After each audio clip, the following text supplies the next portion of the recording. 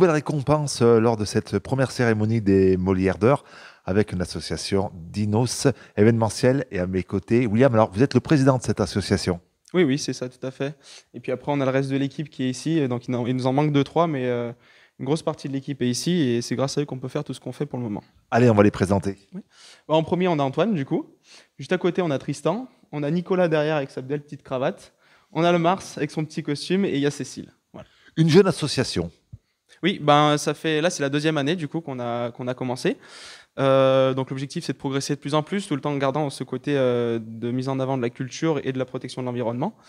Donc l'idée, c'est de grossir de plus en plus, et c'est grâce à la mairie de Roche-la-Molière aussi qu'on peut le faire, parce que sans eux, nos projets pourraient pas grossir aussi vite que ce qu'on le souhaite. Donc on les remercie au passage, on en profite.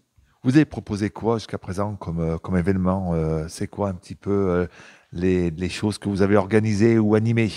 Alors l'idée, c'est de proposer des choses que l'on aurait voulu découvrir en étant plus jeune et qu'on voudrait mettre en avant et que ça soit accessible à tous. Donc on a proposé de la musique, on a proposé justement, il va y avoir une randonnée qui arrive, il y a Halloween pour rester dans le côté culturel, on a organisé cette année le marché de Noël aussi.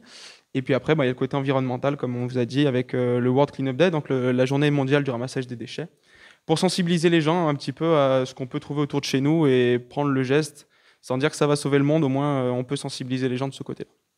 Et les gens répondent présents.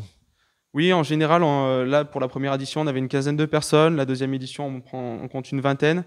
Donc après, l'objectif, c'est que ça parte en bouche à oreille et vraiment que les gens se sentent concernés à travers ce mouvement-là, sans dire qu'ils font partie d'une association de préservation de l'environnement, mais se sentir concernés un jour dans l'année, c'est négligeable et ça peut apporter énormément à la planète derrière. On le voit avec les problèmes de climat, on en parle de plus en plus. L'écologie, ça devient vraiment pratiquement une cause nationale, même c'est une cause nationale. Oui, oui, c'est un sujet qui va concerner beaucoup de personnes. Nous, les premiers, parce qu'on est les jeunes et maintenant, on sait que la Terre, on va devoir la gérer derrière et qu'on est censé montrer l'exemple aussi.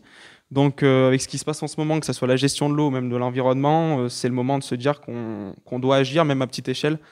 L'idée, c'est vraiment de faire son geste chacun de son côté pour qu'au final, on ait un résultat final qui soit commun, quoi.